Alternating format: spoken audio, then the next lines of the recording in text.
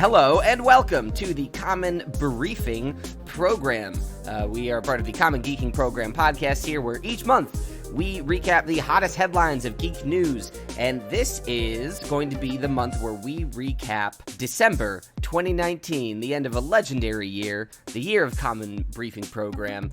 So we are going to spend about an hour giving you the news. I am Colin Ketchen. I will be your host. I'm joined... Me, Austin Liebers, resident.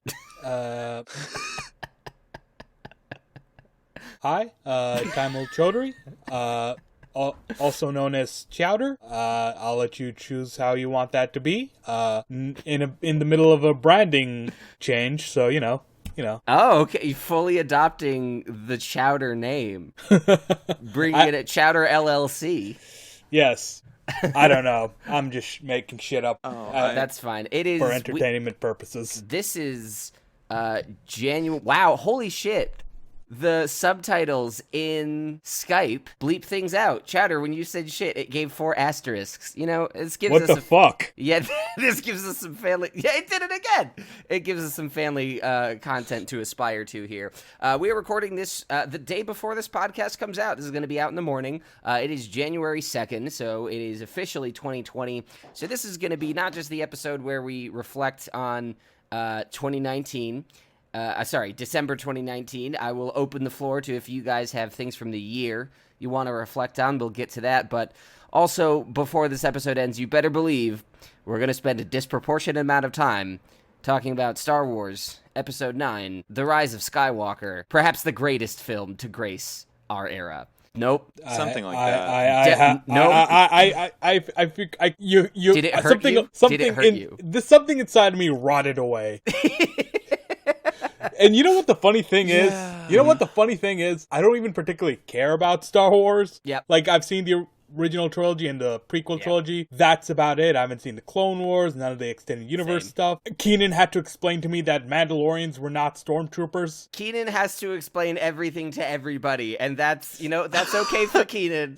But we're here to particularly explain the news. I always thought Mandalorians were just like some sect of stormtroopers because they have the helmets. Until the Mandalorian show started happening. But anyway, before we jump in, we've just been through a barrage of holidays here in Western civilization, and I'm feeling a little sleepy. Nice. Yeah, how are you doing? What's up? You know what was nice? August. It was a simpler time.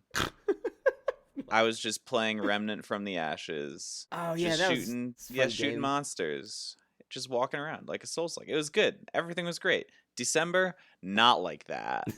Very bad. I have not been shooting monsters, and That's definitely I mean, there was one a good benchmark thing, I guess. for quality of life.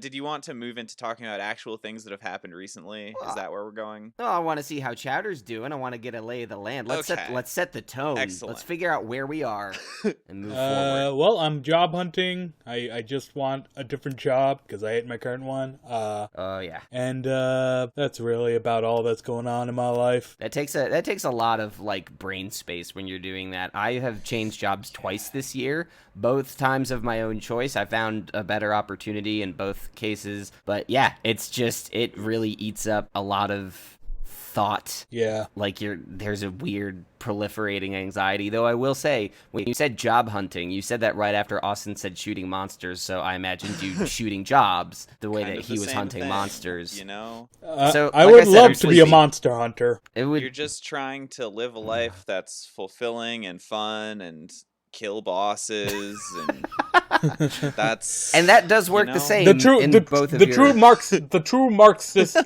Marxist life, killing bosses, fulfillment, not worrying about money, killing bosses, that kind of stuff. Yeah, I forgot the part of the Communist Manifesto that talks about HP scaling, so we could revisit that later, I suppose. All right, we're gonna jump in. Let's talk about December 2019. Do either of you in particular have something that you want to talk about first? Yes, but also first I want to say that because the manifesto is like more of it's more of an introductory sort of work. Yes. He goes over the scalings on stats in Das Kapital. So Look, man, I'm just saying Mario Kart works how socialism should. The people who are furthest you back rubber get band the it. better items. You know? I had a fun conversation about this talking to my friend at work, and we were talking about games, and I was like, designing a party game has got to be really interesting because party games only work if there's like no skill curve. Like they have to balance out the opportunity, because think about Smash Bros, great party game, but you know, we all have an Austin in our friend group who knows the game better than all of us. So when Austin plays, there's like a predetermined set of outcomes. Mario Party, and I know this because yesterday I got together with the Dice Populi guys, and we played nice. We played a couple games of Mario Party. That is an unpredictable slog of hatred, and it's just like it is engineered to make people win unexpectedly and lose unexpectedly. So you know, maybe there's something there. That's a film paper we could write. Anyway.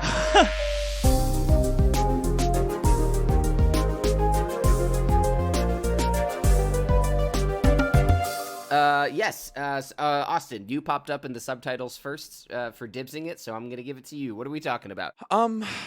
So there was a really good movie that came out recently this month, right? Oh yeah, boy. we've all seen it. Yeah. Oh boy. Like a good mystery with yes. compelling characters and excellent jokes and narrative tension keeps you on the edge of your seat. It was Knives Out, Ryan Johnson. That was an excellent film. That's what you know, we've all seen it, so I'm not really sure where to start with this one. Honestly, if we're good to just like fucking talk about Knives Out, the three of us, I'm so here for that right now. Because Knives Out, I'm just going to say, I don't know if we're going to get into spoilers, but if you want to see Knives Out, and you should, spoilers right now, just in case. Oh, definitely, because there's too much good shit to talk about with this movie. It's so all multi-level. So planting the seed for later in the conversation, Ryan Johnson also wrote and directed Star Wars Episode 8 to the chagrin of half of the people who like Star Wars, but to the joy of people like me who kind of don't. So I was like, you know what? He did something in Star Wars that I liked, which was not remake one of the original movies and also say, what's the fucking point of Star Wars and why does it matter? And he does that by sort of inverting what you're looking at, what you're expecting out of the movie. And I'm not trying to say subversion is always a good thing in movies, but Knives Out is a whodunit, meaning there's a house, someone died in the house, you got to figure out who did it. It tells you who did it really early in the movie, like 30 minutes into the movie. And from that point on, I was like, I don't know what I'm watching anymore.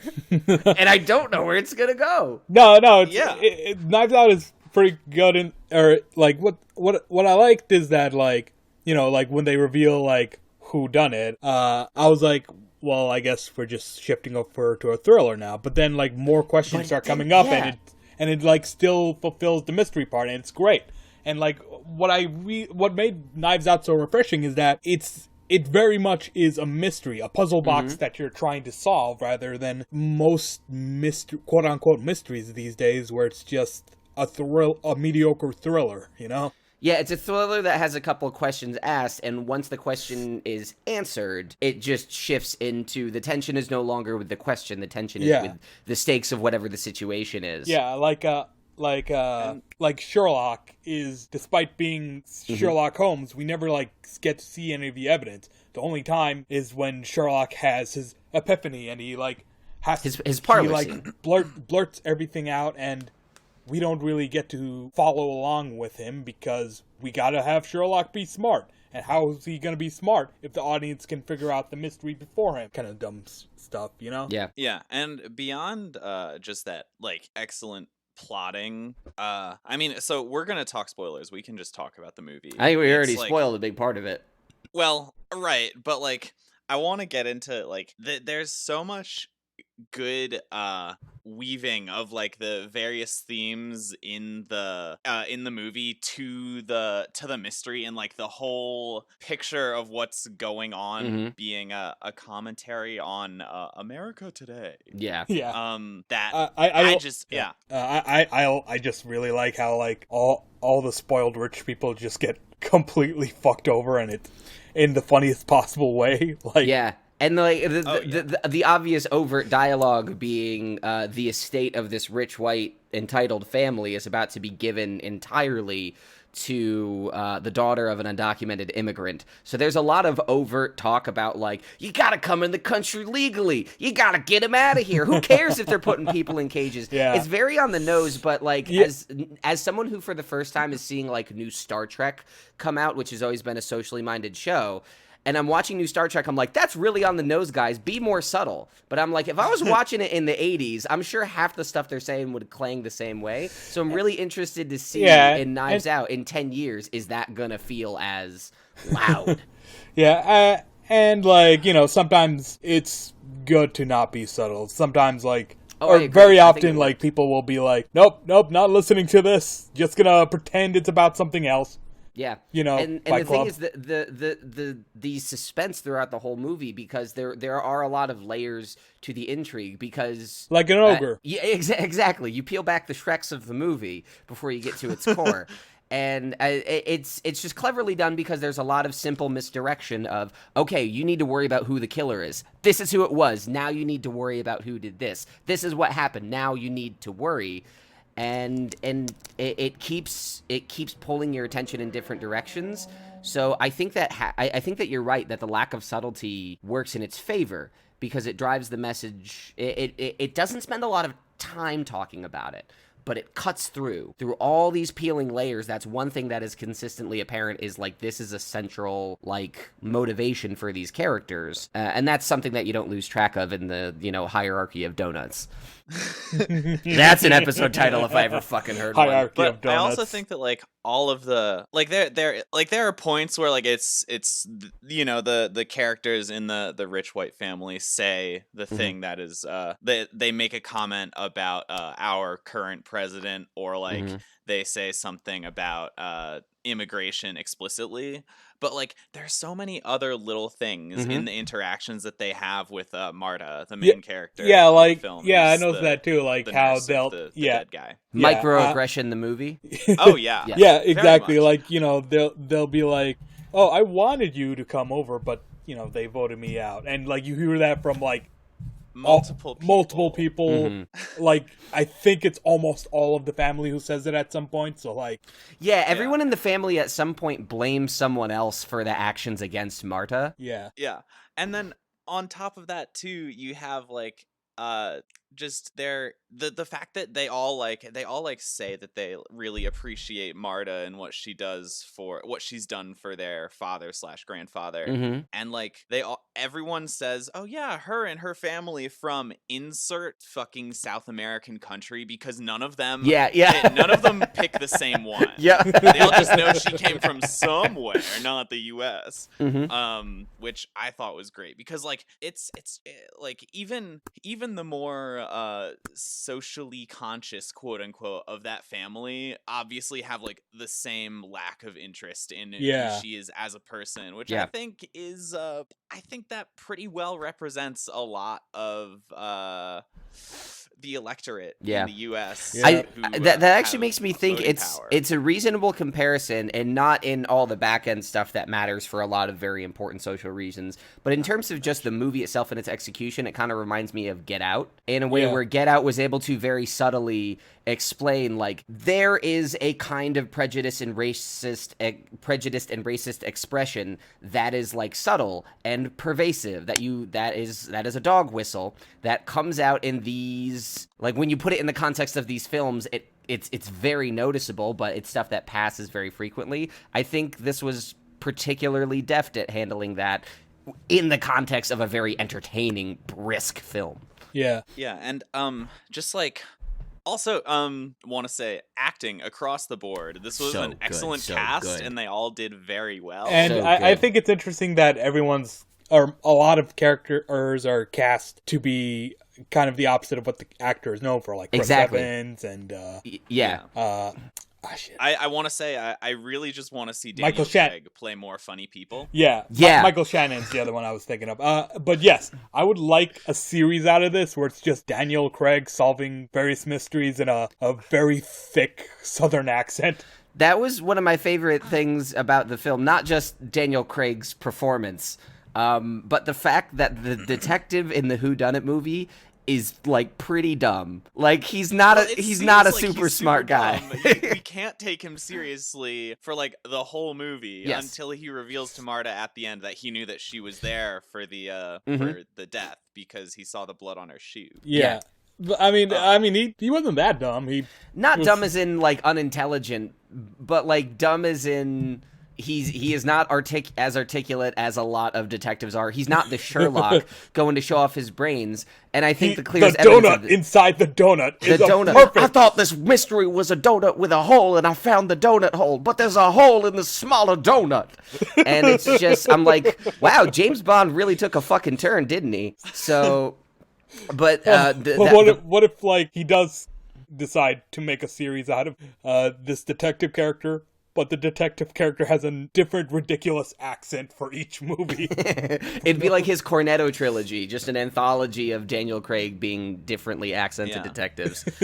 But I think we would, I mean, it's because we couldn't, if you did make these sequels, I think you'd miss out on having Marta's character. Because, she is so important to this, like, how much tension in this movie just by virtue. I mean, like, she's a great character, but, like, just the fact that she has that quirk where she just cannot lie to people without puking. That's a thing that shouldn't work. That's one of those things in this movie where I'm like, that idea is so ridiculous and stupid. Like, if you pitch that to a movie executive, they would pass on it.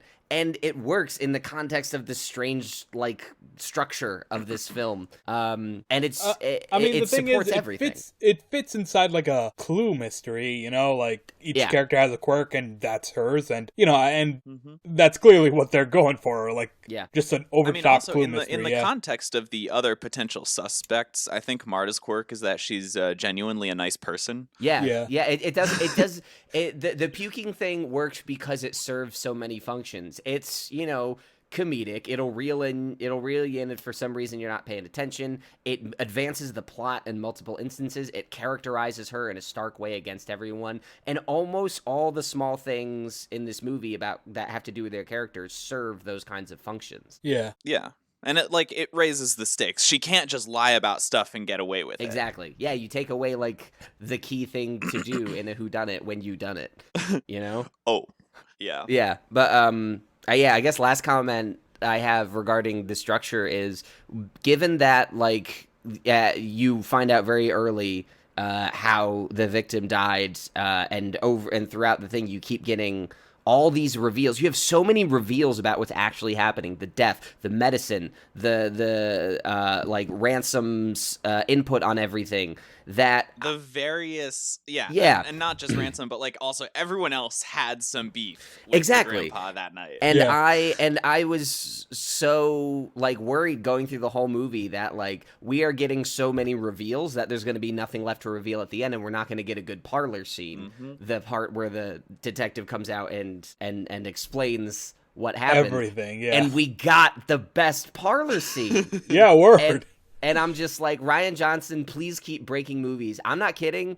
I want Rian Johnson to make Star Trek. I want him to do it. I want him to break it. Because right now, honestly, he'd be good for Star Trek. Like maybe he might not have been a good fit for Star Wars. That is debatable. I really like Last Jedi, but I'm also willing to admit my lack of connection to Star Wars might make me less critical of it. Yeah, but Star Trek, that's up his alley, yeah. Yeah, I just keep thinking back to 1982 when they were making a new Star Trek movie. They're like, well, the first one we made sucked because the person in charge made the movie, and he just wanted to do what he wanted to do. Let's hire someone who hates Star Trek, and they made the best Star Trek movie. And in my eyes, Last Jedi was the first movie that made me like, okay, I'm interested in this. And I'm like, please, Rian Johnson, break everything I love.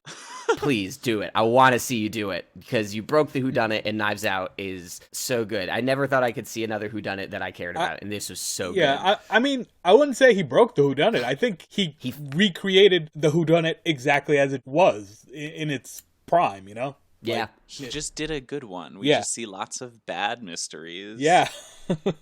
Maybe we that's should what it probably is. move on from Knives Out. Yeah, I would fair. say, Chowder, Austin, you have something I else? got or- one more thing that'll just take like Okay, 2 let's seconds, blow through it. literally, because we can't have anything to say about this. Otherwise, you guys are psychic. Okay. We recently got an announcement in December that was kind of encouraging that the new From Software game Elden Ring is allegedly scheduled to be released in June of this year. Oh shit, that's So exciting. that's something. I really but that's like all the information. I That's really like all of it. Sekiro, Stop. so Yeah. Yeah, Yeah. no, Yeah. I'm excited as well, but Yeah. there's just that it is what it is. Yeah, I was thinking about getting Sekiro because I just tried starting Dark Souls, as I told Austin, and I'm not super enjoying it, but I'm enjoying some other Souls-like games, so I might get it a shot. I got some Xbox credit.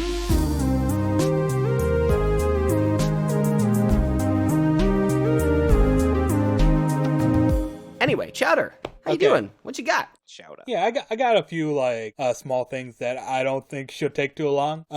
First of all, Too Bad Waluigi Time finally came out. It's been released to Kickstarter backers. So let me explain. In Please. 2000, yes, that's what I'm explaining. In 2008, there was a webcomic series called A Brawl in the Family that ran until 2014. It was basically about Kirby, Dee, Meta Knight, and the rest of the characters from Super Smash Bros. Brawl. And it's like All in the Family. yeah, Oh, and God. and it's basically just a series of like gag-a-day comic strips. Usually 4 panels, but some of these can get pretty ambitious. It was one of my favorite webcomics because it was just genuinely funny, genuinely clever, and when it finally came to an end, I was kind of sad. Happy that it ended on a high note, but also just kind of sad that it's all come to an end. But in 2018, he announced that he was gonna make a book called Too Bad Waluigi Time, based around a running gag of like once a year Waluigi hijacking the comic to like just be fucking weird, and it was successfully kickstarted, and it finally just released. There were some technical difficulties in the creation of it, but it's here. It's genuinely funny. I really like it. So there's that. The other thing I wanted to talk, or the second thing I wanted to talk about was I actually talked about this in a previous Common Briefing program episode, but the D&D, Dungeons and Dragons supplement, Witchcraft, is finally out. It's very cool. It's finally out. And I've got a digital copy of it. Nice. And eventually I'm gonna get a physical copy that's being shipped to me. And it's really good. It's got really interesting spells. The crafting system is super in depth. Like a good chunk of the book is dedicated to that crafting system, and it's also comes with this super neat character sheet that's like really good. It's like easy to read, easy to figure out where things are. I like it. Unlike the actual D&D 5e character sheet sometimes is. Yeah, no. Unrelated note, I came across a D&D character sheet made for dyslexic people, and even if you're not dyslexic, it's really good. It's much more clear and easy to read, and it's like, this should just be the standard. Yeah, send that to me, because I want it. That's I'm enjoying Dungeons and Dragons, as Dice Populi might be evidence of, but man, I don't like having to like actually do maybe that's why I DM so much, because I hate filling out character sheets and having to be like, what's my intimidation? Yeah, here's the thing. I like creating characters, but like the character sheet is just dense and kind of a pain in the ass to read, even though it's quite simple. It's just laid out weird.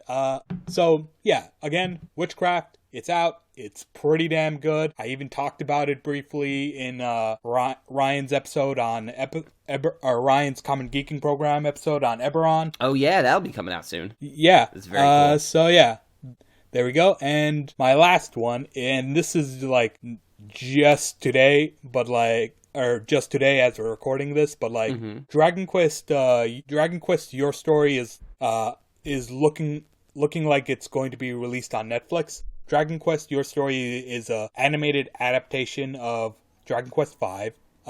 It's coming out in Japan, but like, there's been no word of like any kind of like Western release. Is Dragon Quest a game that I am blanking on? It's a JRPG. Yeah. Okay. It's a pretty large. Yep, I know what you're talking about. The Dragon Quest games, while Westerners may not be too familiar because of a history of like games not coming out in the West, it is one of the most important games that have been made. Like a lot of like gaming iconography and just role-playing game stuff in general takes its DNA from Dragon Quest. So there's that, and also the movie just on its own looks fucking gorgeous. Like look up a trailer for Dragon Quest Your Story, and it's like goddamn breathtaking. It's like it's a CG animation, and it's really creative, really just.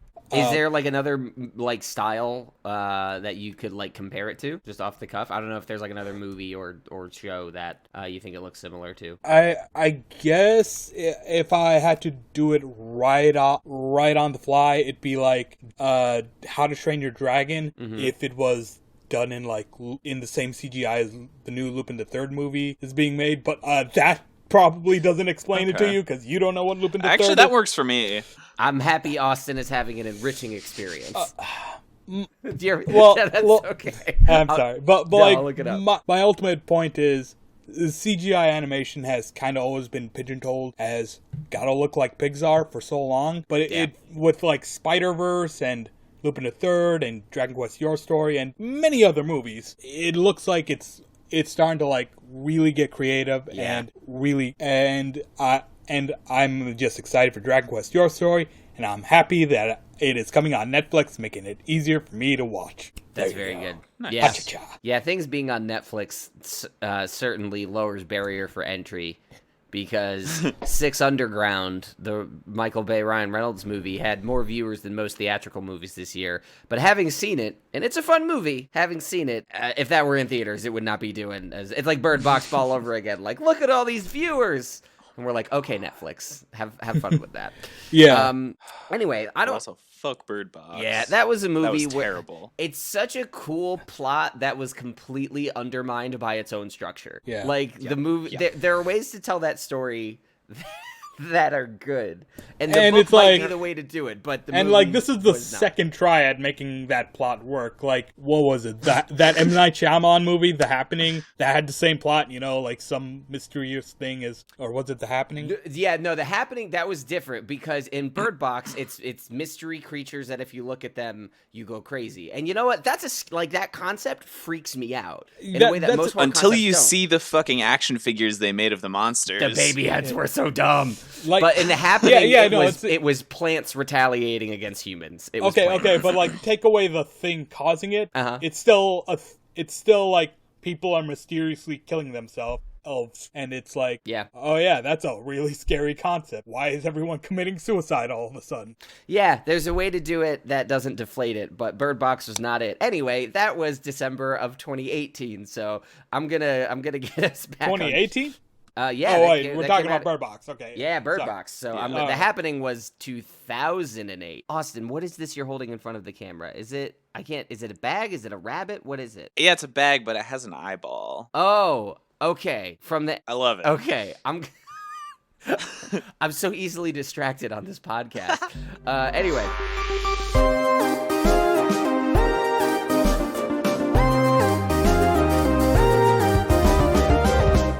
I don't have a lot of big news to talk about. There's a chance that our good friend Ryan Mossbarger might be able to join us in time for our hearty, positive Rise of Skywalker discussion. But just to pad out the time, I've got one or two things to talk about before we jump in. I'm positive about my opinion of this movie. Of this wonderful piece of cinema. The Xbox has gotten some news, which is what the next Xbox is going to be. A little while ago, we heard about the PS5, and everyone was like, yep, that was unsurprising. But people were surprised by what is going to be called the Xbox Series X. That's such a stupid name. It's a bad name. Xbox does have a name problem. It does have a name problem. This is just like historical. It is. Do you know why that name problem exists? Why? Because the PlayStation came out, and then the PlayStation 2 came out around the same time as the Xbox. So when it came time to make a new Xbox, we knew it was also going to be time for a new PlayStation. So we had the PlayStation 3 and the Xbox 2. 3 is higher than 2, but what's higher than 2? 360. And that I always started thought they the named problem. it that because, like, they were basic. Because, like, at the time, the Wii was called the Nintendo Revolution. It was, yeah. Xbox 360. Like, Yeah, it you came even out see it with the first. Xbox. GameCube, Xbox. Box. Yeah, well, the Xbox was also named because of the actual codec used for graphics in Windows, which was DirectX. Right. It was DirectX 11, and they were like, we're going to make a box that runs DirectX. But anyway, none of that's fucking really the case anymore because consoles are PCs now. Consoles are PCs with limited interfaces, and that is extremely apparent with the Xbox Series X, which is named as such because they're finally doing what Phil Spencer said a few years ago, which is they're treating consoles like smartphones. Odds are we are not just getting one Xbox in 2020. Are they gonna steal more data? Probably because Microsoft is proving just as morally dubious as every other computer company, but they make Halo, so I'm a slave. And the Xbox Series X may be accompanied by an Xbox Series S, we're guessing, meaning like how you have the iPhone and the iPhone Pro, or you have your Galaxies and your Galaxy Notes. Like you have the two tiers based on power, where at the core they are the same thing, but one is a more powerful version, which is already what consoles are doing. But it looks like they're setting the naming convention where it's just Xbox again, but the Series will denote its caliber. And I'm okay with that, because, I mean, at this point, the Microsoft is blurring the PC and console markets so hard, which I think is the thing that needs to happen. But with the Xbox Series X, it's backwards and forwards compatible with everything Xbox One. What people mostly took notice of is the fact that it looks like a wall. It is a tall rectangle. Like it doesn't go. You can lay it down sideways, but the way that they orient it in the ads, it just looks like like a 1x2 rectangle. Like you just took 2 obsidian blocks in Minecraft and then drew an Xbox logo on it. It's not even going to be that big. Like if you look at the scale of the pictures, it's like 2 Xbox controllers stacked on top of each other. But it's unconventional. Wait, which Xbox controllers are we talking about here? We're not talking about the Duke. No. We're not talking about the Duke. No, the Duke was a controller so large it required 4 people to operate. The birth of couch co-op. That's a bad joke. So the new Xbox and the new PlayStation, from what we can tell, they're going to be extremely similar. There are finally rumors about what the actual specs are going to be, but I think they've said the graphical output of the One X of the Series X is going to be around 12 to 14 teraflops, and it's going to be able to output to 8K and support real-time ray tracing. Okay, but to get back to the important thing. Yes. With this new Xbox, I can more easily integrate it into my living space. Potentially, by putting it into a 2001: A Space Odyssey diorama. We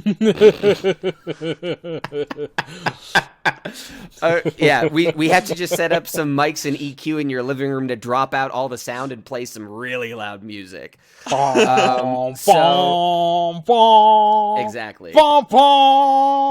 So, I mean, like, I'm reasonably excited for it. It seems as though, because the last decade in gaming isn't really what anyone expected. Like, a lot of people expected more motion controls, more VR, and like AI in games that you could converse with realistically. But really what's changed is how games are like distributed and supported. Yeah. And it really has been like a significant revolution. And also, I mean, like, it's not just I mean, I guess this is connected to the distribution, but again, what we've talked about before is that like there has been this huge uptick in games as subscription services, like the games themselves. Yeah, that's annoying. I just want to buy something and enjoy it and not have the opportunity to do other things. Sorry. Yeah, which is kind of why I like the Switch, because a lot of the games are just kind of self-contained, Yeah, and that's definitely something I still enjoy too. I like my service games because it's nice to always have a thing to go back to. It's hard to have a forever game when you've beaten it 30, 40, or in my case 70, 80 times and go back and do it again. So it is nice to have that baseline for, I presume, Austin and myself. Destiny is a forever game in that way. But I've also, especially with Game Pass on Xbox, I have been like finding indies that I never would have found. Right now, I'm like really deep in a game called Wander Song, which Chowder, you would fucking love. It's cute. it's this cute cartoony side scroller, like if South Park was actually for kids, the way that everything is cut out. But you're a bard and you sing, and singing is the way you interact with the world. It's a lot of color and sound matching. I'm sold. I love it there's already. no real combat. It's so wonderful and funny. Jedi Fallen Order was a great game. The Surge is fun. And From Software revolutionized, third-person action adventure games in a way that's like revitalizing your small games as well as like your Assassin's Creed. Like Assassin's Creed has taken a step in that direction, and Odyssey's the best one I've played in years. So I don't think it's dead. I think games are getting weird again, just because it's now easy for people to make a game and put it out there. Yeah. But it's expensive as fuck to support a live service game, so that's only going to happen by the big boys. Yeah, something that's interesting to me is the rise of like mid-level developers. A few years ago, it was only ever just small indie dudes, and then your AAAs. Giant AAAs, and like that's just like all or nothing. Like you're either really tiny or just too big to like try anything risky. But like it wasn't always like that, like 10-15 years ago there used to be devs who were doing like small mid-level not small but like middle-level projects that aren't quite as big as the big AAAs, but not as small as the tiny indie stuff. Where would we say that Telltale Games fell on this scale? I would say that they were around mid. They weren't a super large studio at they first. Were not that big. They grew to be like 200, which is fairly large, but no, they weren't big. But they broke out in a way that was unexpected. I wasn't really thinking about Telltale though. I was thinking of like Ninja Theory with their Hellblade game. I just started playing that, and I'm pretty impressed. I was just thinking about as you were talking about this, I was just thinking about Telltale in terms of like what can happen to these sort of mid-level studios, right? Yeah. And I know like there have been some problems with larger studios recently giving time crunches for being monsters, their workers and stuff like that. But yeah, back to Hellblades though. But more or less, I think what I'm curious about with this next generation of consoles is the only new feature on the horizon for like the next decade that seems to have serious legs is cloud streaming, which has been around for a long time for games, but it's finally starting to be embraced in ways. We have Stadia, which has not been a resounding success. I really hope cloud streaming and Stadia doesn't pick off, because that means less power in the hands of the devs and the consumer, because like think about what Spotify has done to music. Yep. And that's what Stadia is trying to do. They're trying to be Spotify for video games, and that's just not good. Yeah. And for all the things that, you can ding Microsoft for, the attitude that Phil Spencer has put forth with Xbox Play Anywhere and with Xbox Game Pass makes me think that, like, if you just take the very pro-consumer stance of the Xbox ecosystem right now and just throw cloud streaming in there, I think that works. I think what doesn't work about Stadia is exactly what you said, how it's all blocked off. There's not a lot of flexibility. And then what's been dinging a lot of people is the lack of support for games and features that they thought were going to be there up front. But also, I really don't know how it's going to pan out. Yeah, and also I've said this before in the World of Tomorrow episode, but Stadia seems to misunderstand the state of technology right now. It really does. Stadia seems to be under impression that we don't have access to good tech, but like unlimited bandwidth, when people have the opposite issue. We have supercomputers in our goddamn pockets, but our bandwidth has been like cut up by oligarchies and our internet infrastructure is shit. We have the opposite problem here. Hey, Ryan Johnson, if you're listening, could you make a whodunit that subtly explains this sort of power imbalance with internet access? Thank you. No, I agree with you completely. I need you to have a fictionalized version of Ajit Pai pay for his crimes. Get that big fucking Reese mug out of here. But yeah, no, I just want to goddamn rice trader. Yeah, we gotta. I think we got a strange decade coming up, and I really have no idea what it's going to be like because, man, the teens were a bit of a surprise. Last decade was already strange as shit. It was, this decade's Yeah.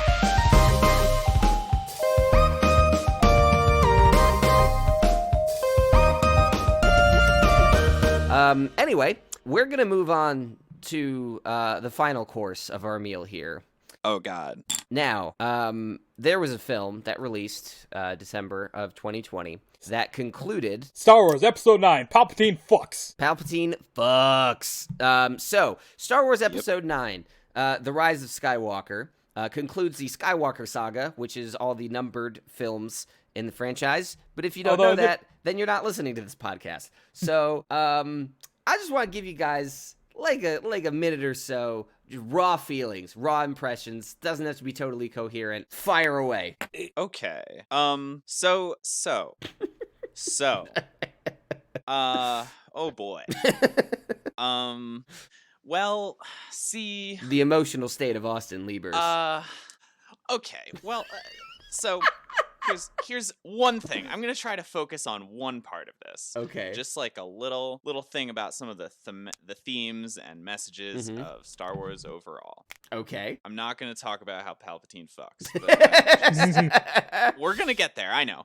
So it's been Austin, it's inevitable. Because so the first two trilogies had been the story of the Skywalkers, correct? Correct. It's the original trilogy is the story of Luke and friends saving a galaxy. The original trilogy is the development of Luke's old dad The into prequel that trilogy. big You mean evil the boy prequel with trilogy? the voice Yeah. that we all know and Yeah. love. And now, well, this trilogy, we're like, it's not about the Skywalkers. I mean, there are Skywalkers in it, but they're like supporting characters and they do their things. And then, oh, they've got a son now who's that's a weird thing. Don't like that. Adam Driver, you're very good at playing bad men.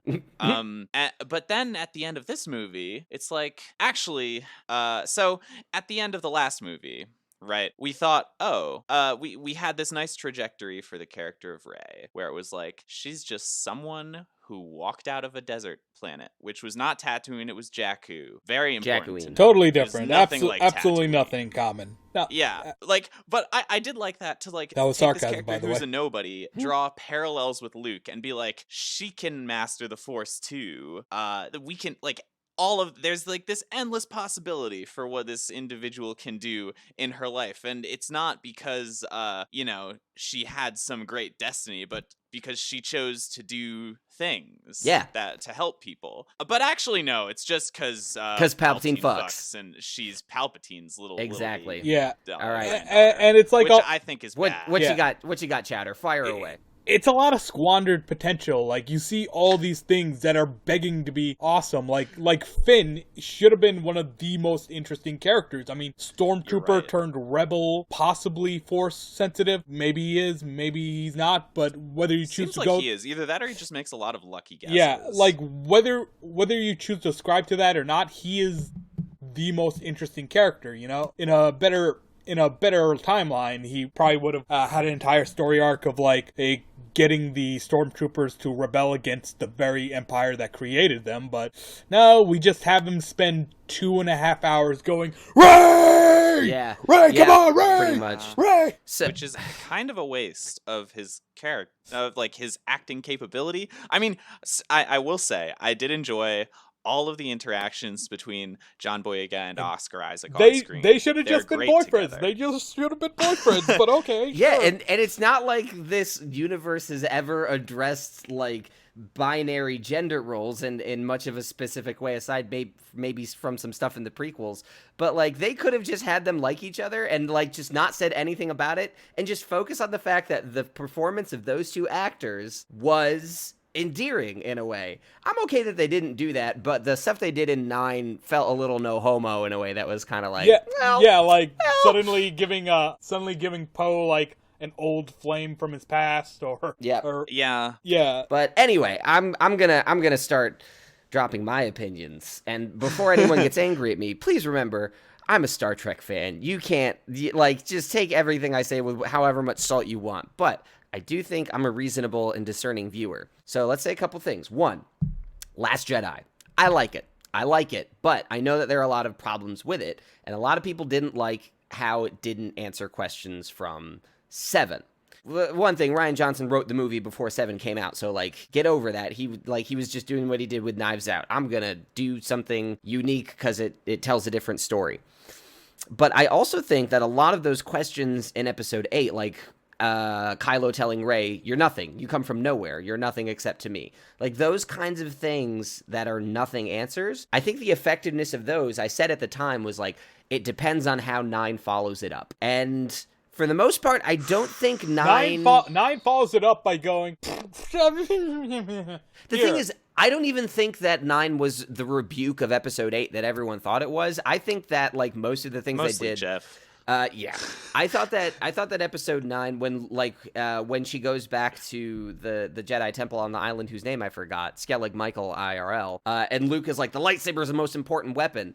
People are like, hey, he didn't say that in the last movie. They're erasing it. No, he grew he ended the last movie by saying the Jedi will continue. Like he grew, he changed. Yeah. So a lot of those little slights and drama about 9, I don't think are the problem. The problem is this is the first Star Wars film since The Phantom Menace that was fucking inscrutable, that was jumping from plot point to plot point so quickly that you didn't have room to breathe, that there was no resonance for everything, and all the questions that you have that are interesting. How did that ship get in the desert? Oh my god, is Chewie fucking dead? Like, these things really needed room to breathe, and it did not have them. Also, it was fucking just kill like Chewie. Damn it. And it was just like someone made a colorful glass beaded necklace and then dropped it on the floor and broke it, and then like tried to pick up the pieces and put it into it's just and it's like relying so much on like things the audience would know and care about, but like wouldn't actually make sense in the actual story itself. Like you know, the whole bit where like Palpatine's like, do it.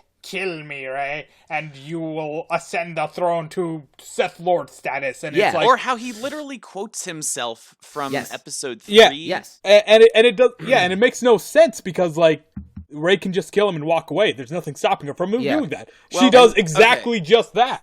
The thing is, this could pull from episode 3 in a way that works well, because mirroring what he said to Anakin that caused Anakin to fall and didn't cause Luke to fall in episode 6, that is poignant, but it did nothing in this film to set up understandable stakes. There's no comprehension of what Rey has to do. Like Anakin and Luke were like under different circumstances. Exactly. Rey doesn't have that to deal with that, you know?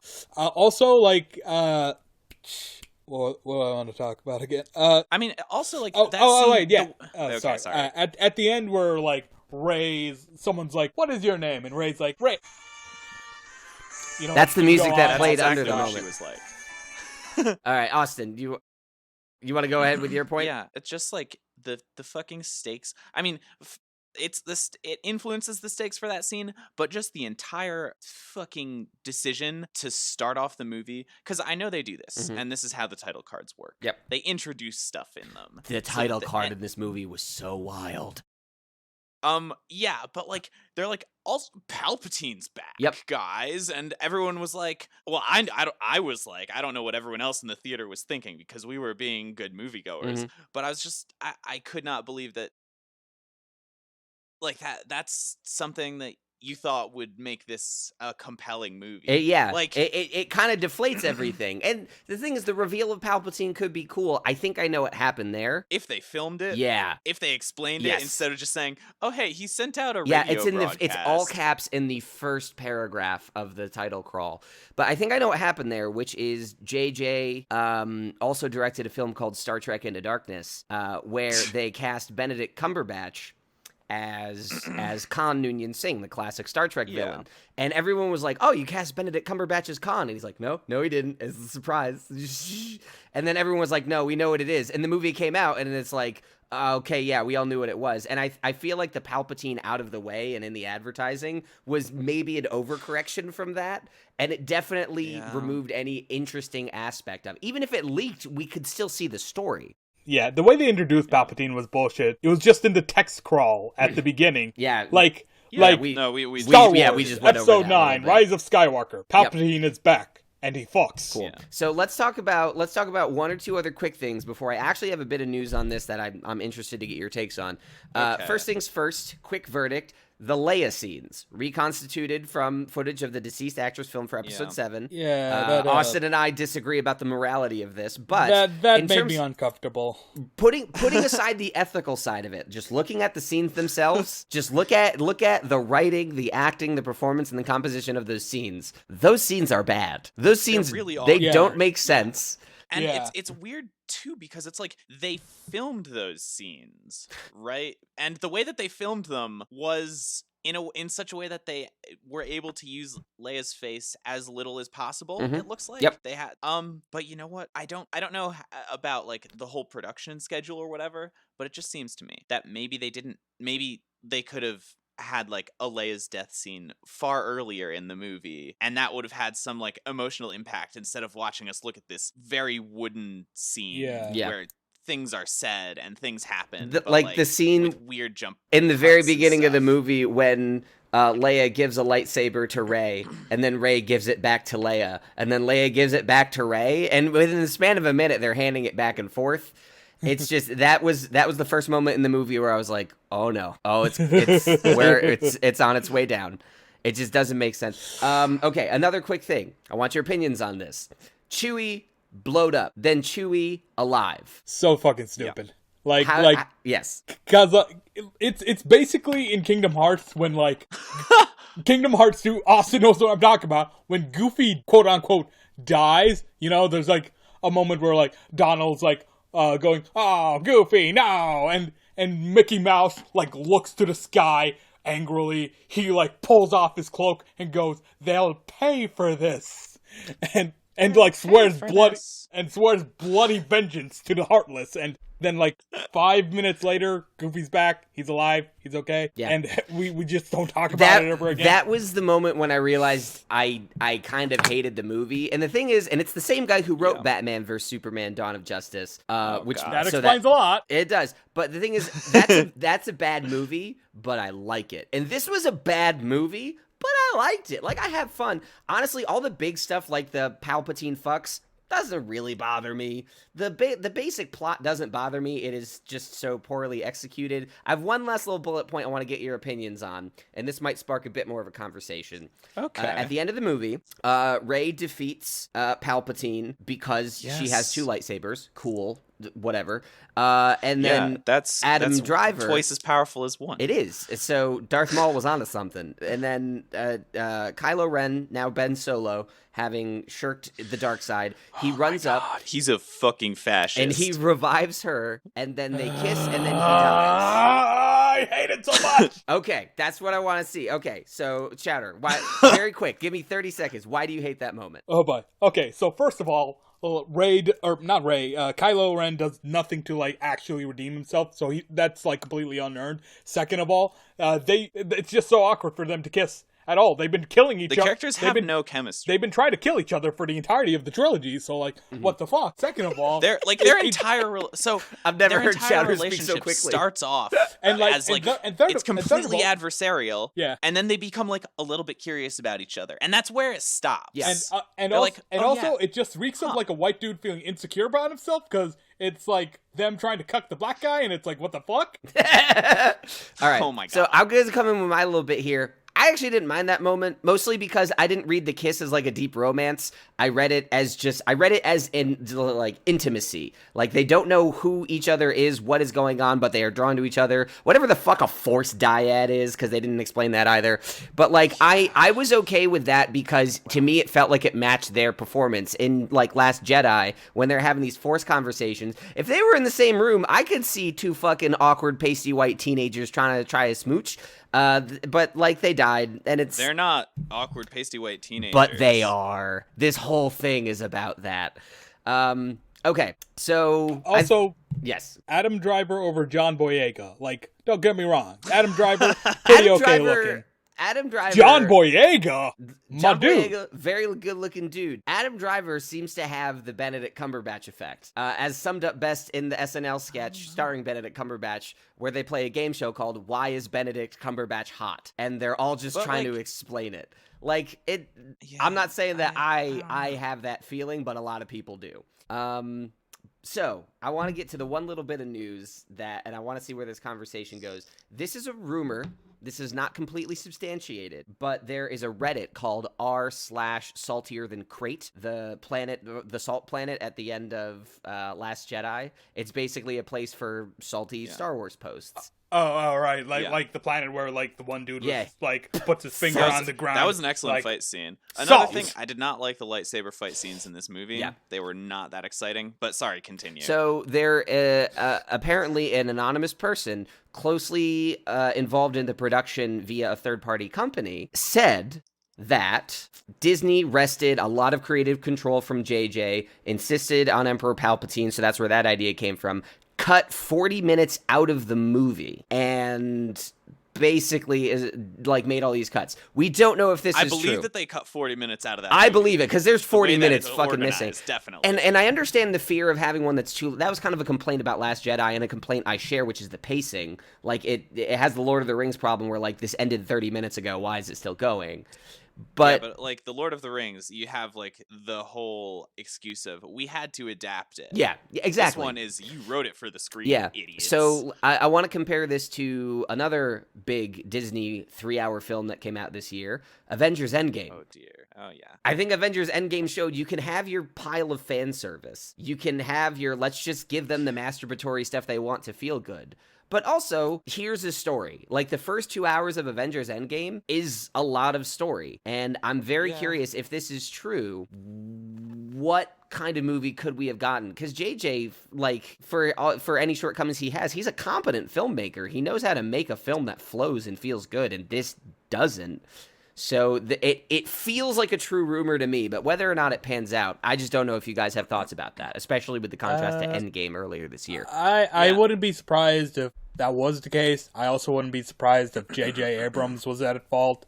I wouldn't be surprised. What I'm saying is I wouldn't be surprised if it went either way. Yeah. Because I'm not a mind reader and I don't know what's going on behind the scenes. Yeah. I'm just not gonna be like, oh, it's all this guy's fault. Fuck him. I don't know.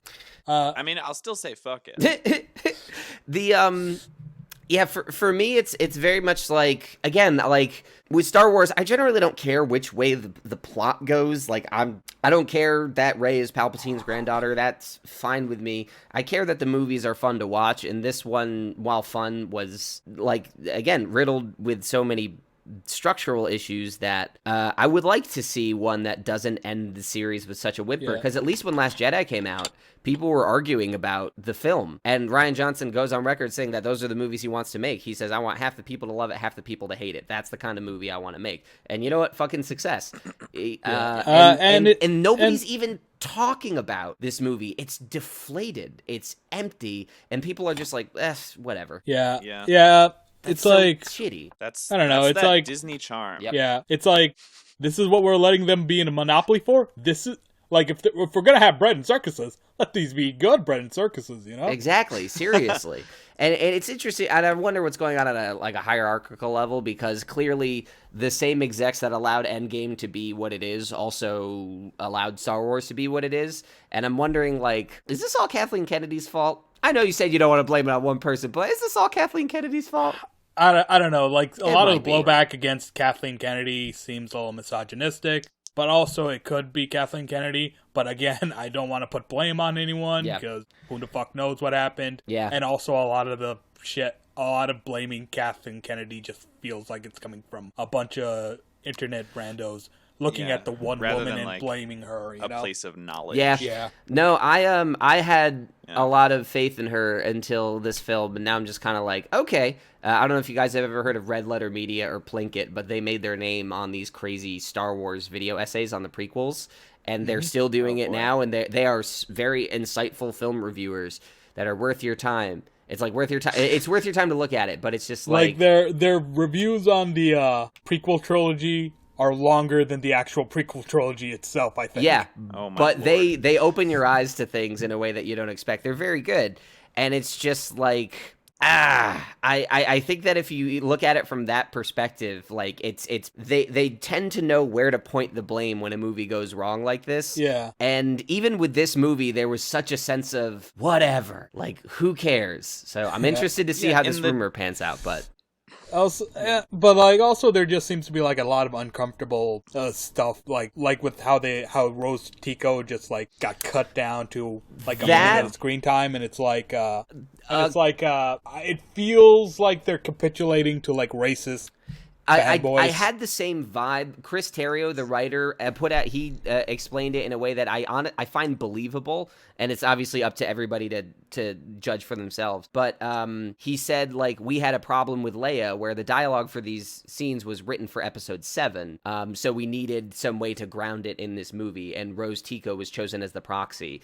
And what ends up happening is because they're compositing a shot of an actor shot a couple years ago with a shot in a movie today, there were some scenes that visually did not meet the standard. And then if the rumors are true that there were producers hacking down the movie, I don't know, that explanation holds water to me, and it's very unfortunate because even though I didn't care about the payoff at the end of Last Jedi between those characters, I liked Rose, and I think she's a great performer, and I think the blowback she got after Last Jedi was horrendous and unsubstantiated. Wild. So it seems to me like, wrong thing for the right reason sort of deal, which is... I buy that explanation. I know a lot of people won't, but it made sense to me. Yeah, I mean, there's just so much going on in this movie that we could talk about, and like, okay, I do want to point out multiple dimensions of how it's bad. But what did you want to go to? Okay, so like the final lines of the movie, someone's like, "What is your name?" And Rey's like,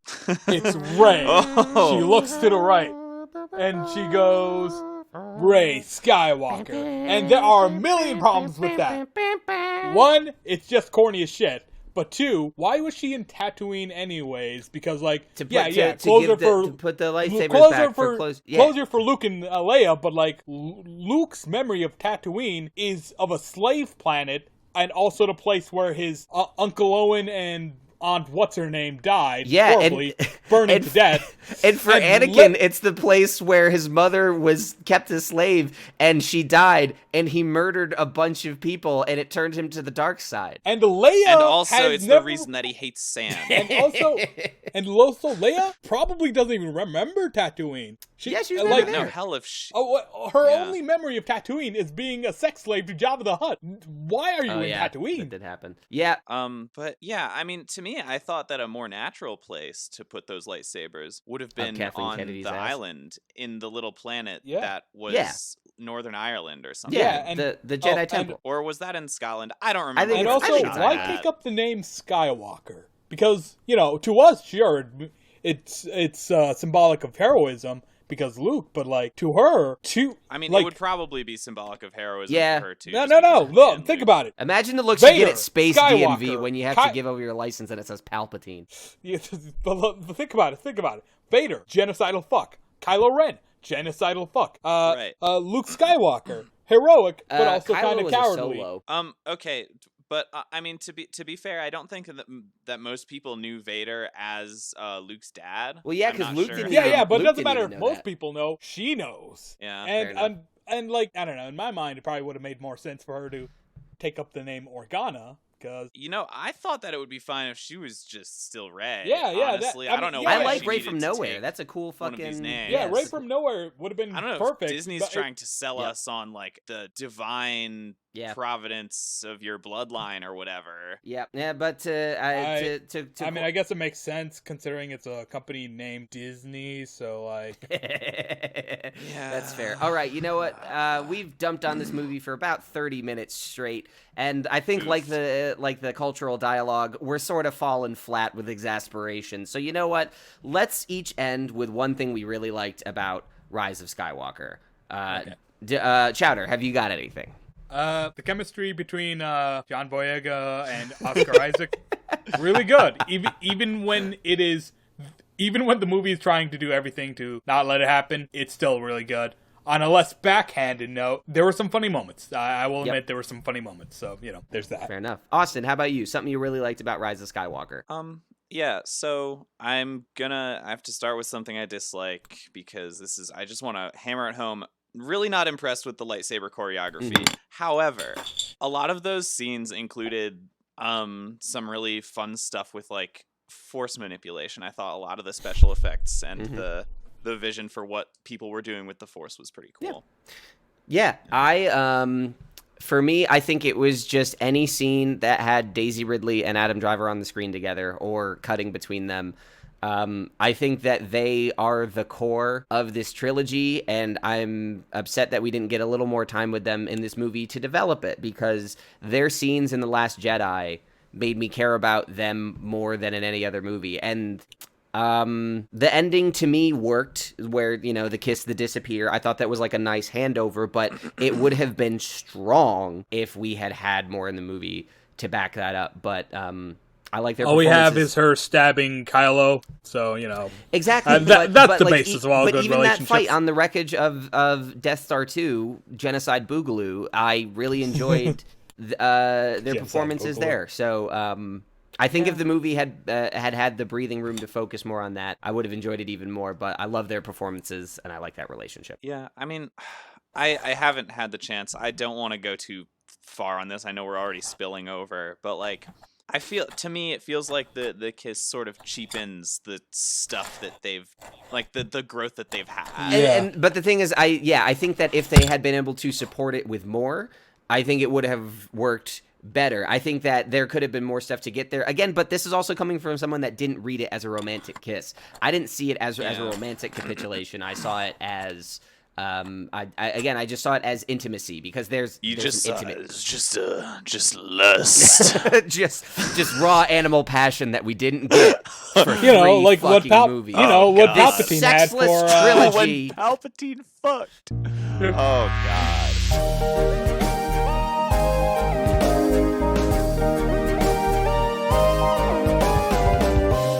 We're going to move on to the rating section. Now, this is going to be a little weird, because this episode has really been a rise of Skywalker in terms of composition and pacing. So, Yeah.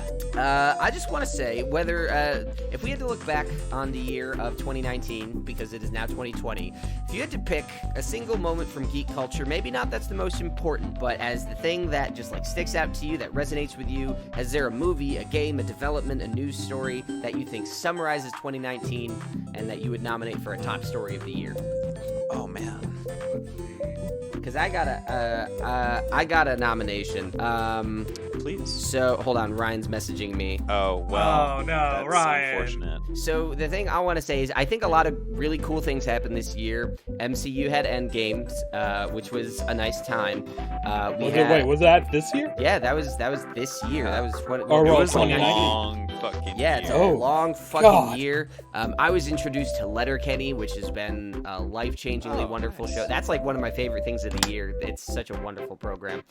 But if I had to pick something that sort of like occupied my brain space that wasn't just like a piece of media, I think it's unfortunately kind of a sad thing, which is, and Chowder, you and I talked about this a lot, which is a lot of the stories that came out about overworking in game studios. Yeah. I could, because they started coming and they kind of kept on coming. Very. And they still come. Yep. Because Smash Mouth said it best. So we're gonna keep getting these stories for a bit, and I think that we need to talk about it more. I think it's important we fix it, because, like I said, games are weird again, and games are getting weirder, and there's a lot of good stuff to play, and I don't ever want that to come at the expense of somebody else's well-being. So while it's not a fun thing to talk about, I think it's maybe the most important, because all the other things I can think of were just things that happened, and they'll live on, but they don't need my attention right now. So that's my nomination, is the workplace issues with game developers. Jesus Christ, like, my problem is 2019 and 2018 blend together, so like I'm looking through the list of stuff that came out in 2019, and it's like, I thought that was 2018. Oh my goodness. But okay, so for me, I think I think the release of a game called Bloodstained Ritual of the Night is, I think, emblematic of what I would like more of, or what I want, like just small people making. No, that's not exactly a perfect one-to-one relationship, because what I was gonna say is small people making stuff, but like Bloodstained also had funding from a larger publisher, so no, that's not it. But I mean, what stuck out to you about the game? Like, why is that the thing that comes to mind when I ask you about 2019? Because like for the longest time, like large studios just refuse to make Metroidvanias because they quote unquote weren't popular enough. But like, people love those games and people wanted more. They just it's not that they didn't make money. They just didn't make all the fucking money 100%. But like Hollow Knight, Bloodstained, the bajillion other Metroidvanias that have come from the indie scene. Guacamelee. Yes, Guacamelee. That's really good. And it's like, you don't have to be some billion-dollar studio to make something that will connect with people anymore. You can be just some dude trying, just a small dude, and you can like reach people. Maybe not all the people, but if you build it, they will come. I would like to think so. But there's also the counter problem of like everything is so saturated these days. It's hard to like get any seen sort of above recognition. All right, so Chowder's nomination, Bloodstained. Austin, do you have a nomination for your top story of 2019? Yeah, I mean, I'm going to be honest. I got to tip my hand a little bit here. I'm Holy probably shit, going to vote for what do you workers' mean rights. What do you mean bright for this 2019? Yeah. But I think I will put up, again, what you've talked about before, just this on the consumer side of things rather than the production. Just the this trend, which has been developing for a while, but I think it's become more apparent, at least to us, of games, of like selling games and running games in this new way, where instead of like you go out, you buy a game, you own the game, now you subscribe to services that let you play games, and you probably spend a significant amount of that time playing a game which you further you have to pay a subscription fee to for extra content or whatever. And I don't know, I think this is an important one, just because like it even though studios are each thinking of it to themselves as like a new way to, stay afloat, make money while they're still making new content, instead of having to do like weirdly paced DLC drops depending on when work gets done in the studio. This is much more steady income for them. But I think it seems to me like this is a slow replacement or supplement to just like a lot of the microtransaction debacles that we've heard about over the past couple of years. And this is like a response. It's like, okay, let's make them good. Let's make them worthwhile. Yeah. And I think that's an important development because it's just going to change the way that people interact with the medium. Okay, cool. So yeah, if we want to kind of work one of these to be the top, if I'm not voting for my own, I'd definitely probably vote for, though it's nebulous, probably vote for Austin's. Austin, you said you'd probably vote for workers' rights. I'm just, Yep. How about you, Chowder? Vote for What's your... workers' right. I'm voting for workers' right. Yeah.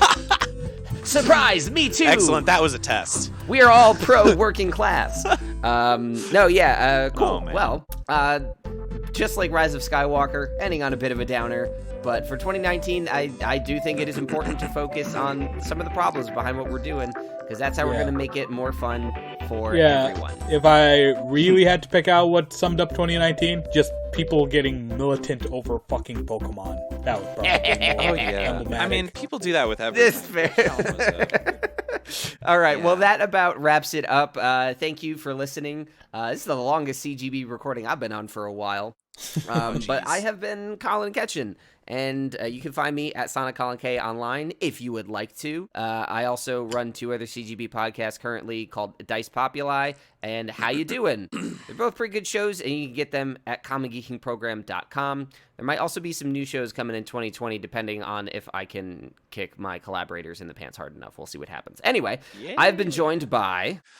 Again, me, Austin. I don't have any social media accounts to put here, so let's take it away. Hi, I'm Tamil Chaudhary, or Chowder, whichever you prefer, and you can find me on Twitter at Tamil Chaudhary. That's pretty much it. Very cool. All right, so in about 2 weeks, Chowder will actually be on an episode where Ryan Mossbarger talks about Eberron, the new campaign with Chowder and Jeff, the new campaign book out from Wizards of the Coast of Dungeons and Dragons. So 2 weeks from today, third Friday of the month, that'll be out. And then beginning of next month, we will have another common briefing program recapping January of 2020. So thank you again for listening. Check out other stuff if you have the time. But we at least hope we'll see you next time. Also, Ryan, because he couldn't make it in time for the recording, he is going to record a rant. So if you want to hear Ryan in his wonderful elocutionist voice rant about Rise of Skywalker, it'll be there. Thank you so much. I'm going to go to bed now. Goodbye. Oh, baby. All right.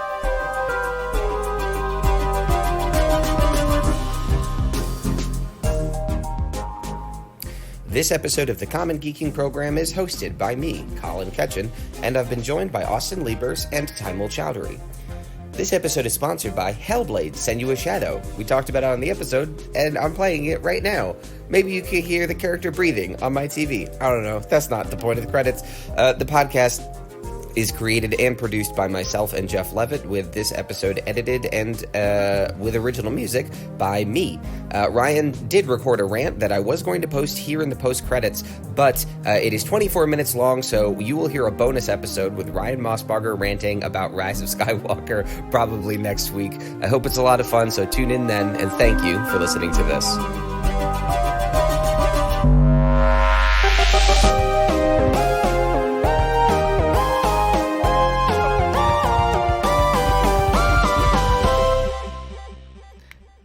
Holy shit, the punctuation in this in these subtitles are like really impressive, and it like I've gotten really good at speaking my punctuation when I use dictation for my phone, like hello, comma, how are you, question mark. And this Skype subtitles thing is making me feel like an ass because it's just doing horrifying. It's just getting the commas and the breaks and everything. Yeah, I'm leaving this. This will be distracting for me, but I really want to see how solid its subtitles are. This is crazy. Oh hey, kitty. All right. So Chowder, I just said this to Austin. Still no word from Ryan. I know he really wants in on the Skywalker beef session.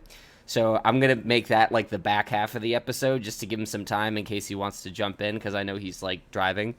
The quietest. Chowder, you are extremely quiet now. But I have your subtitles, so that helps.